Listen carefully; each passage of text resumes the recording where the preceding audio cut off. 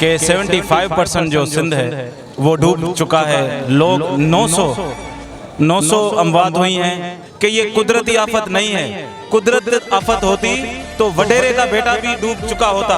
DC जो है, जो डीसी शहर का, कि हमें उस सियासतदान, उस वडेरे की फोन आएगी फिर हम टेंट देंगे। ये अरबों रुपए किसके हैं? आपके, मेरे और इन गरीबों के हैं जो आवाम के पैसे हैं। इलेक्शन के दिन इनके फार्म हाउस खुल जाते हैं, इनकी जो केटियां खुल जाती हैं। अच्छा, वहाँ पे चाय और बिस्किट फ्री में चलते हैं। अब किसी की केटी खुल रही है? भाई मैं बार बार ये कह रहा हूँ, कुदरती आफत होती तो कोई वडेरे का बेटा क्यों नहीं मरा? जरदारी का बिलावल भुट्टे की घर क्यों नहीं चला गया? रह गई रस्म अदा रूहे बलाली न रही, रह गई रस्म अदा रूहे बलाली न रही, फलसफा रह भी गया तलकीने गजाली न रही।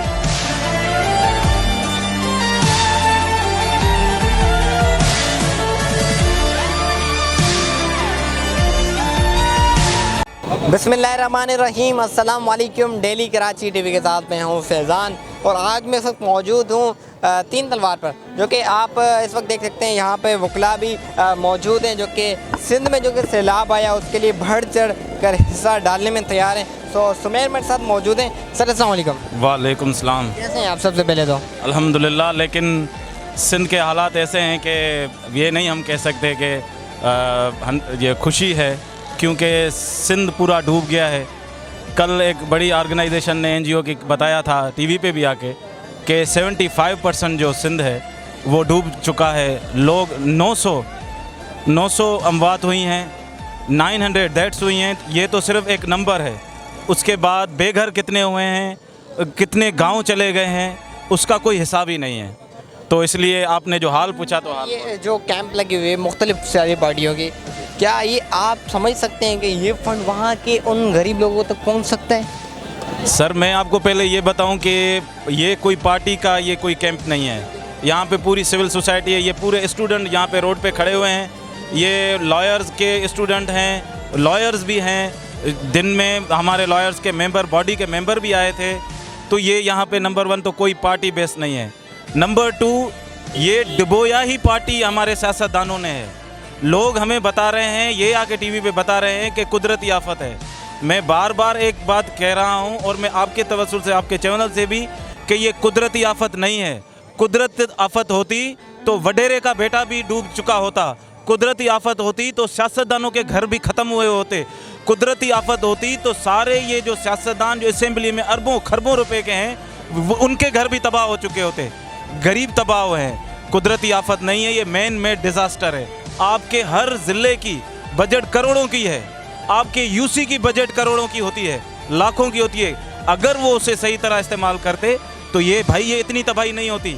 इसलिए ये कुदरती तबाही दे के, ये आप उस मौलवी जो मदरसे में सारे गुनाह करता है, वो आप देखो बच्चों से जनात करेगा, लेकिन जुम्मे के दिन लोगों को रुलाएगा कि अब कुदरती आफतें हैं, आपकी जिम्मेदारी है, अल्लाह से दुआ करो। इस पर आपका क्या जवाब है कि सिंध हुकूमत ने 8 अरब दे चुकी है? क्या आप इस पर कोई मौक़िफ़ देना चाहेंगे आप? कुछ भी अभी जो आप मुझसे बात कर रहे हैं, आप सिंध के किसी भी अजला से, किसी से भी पूछ लें, किसी को 1 रुपया भी नहीं मिला।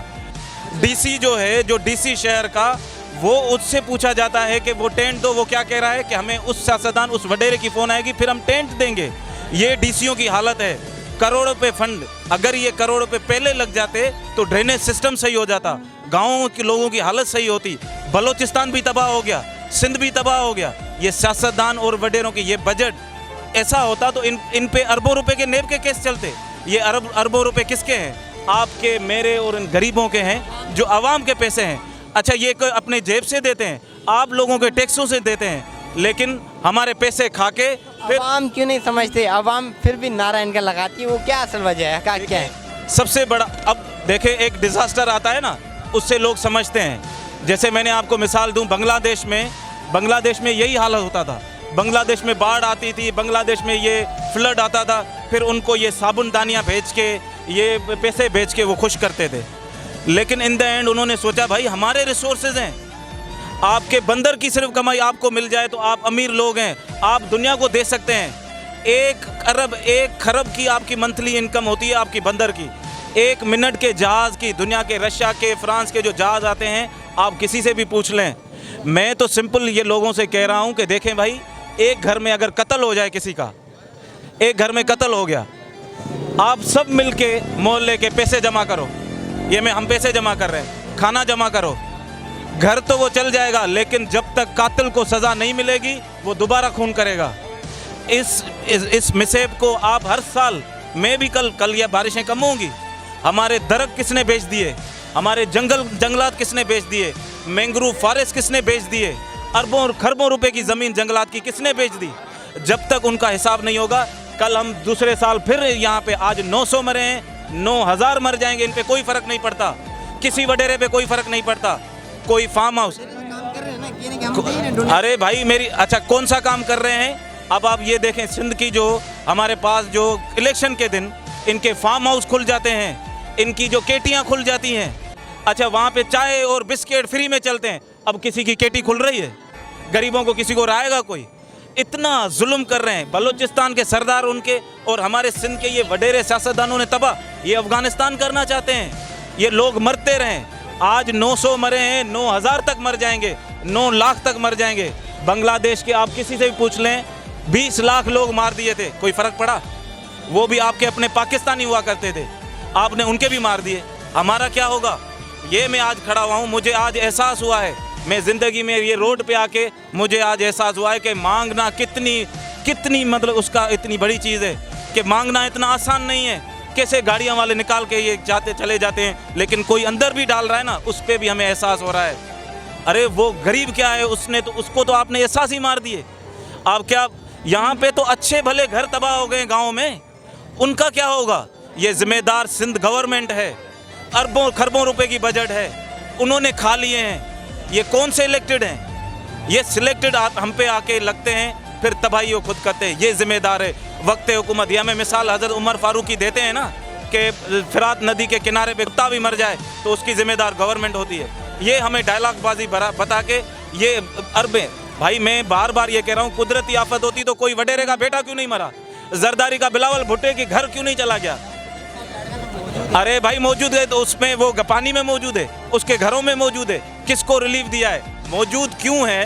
कि लोगों को दिखाया जाए कि मैं लाड़काना में बैठा हूँ, हेलीकॉप्टर में देख के दे रहे हैं। अरे भाई यहाँ पे जो दूसरे जो सवात ऑपरेशन हो रहा है, उसके लिए पूरी ज़मीन खाली है, आप उनको राहते हैं। ये सिंध पूरा डूब गया। आप कराची में 3 एकड़ 5 एकड़ इतनी सारी ज़मीन है, उनको क्यों नहीं एकोमोडेट करते? उनका क्यों नहीं आके यहाँ पे खाना करते? वो क्या इंडिया से आए हैं क्या? भाई यहाँ धरती के लोग हैं, आप धरती के लोगों से इतना जुल्म कर रहे हैं। बलूचिस्तान में सोने की खानें हैं, आप अंदाज़ा करें किसी मुल्क में एक सोने की खान हो ना, आपको पता ही नहीं है कि वो मुल्क कितना अमीर है। बलूचिस्तान में गुर्बत, सिंध में कोयला ज़्यादा, रिसोर्सेज, समंदर, ये हम भूख मर रहे हैं। चलिए जी, बहुत बहुत शुक्रिया। जैसा कि आपने वकला सुना कि बजट भी है, हर चीज़ है, फिर काम क्यों नहीं हुआ?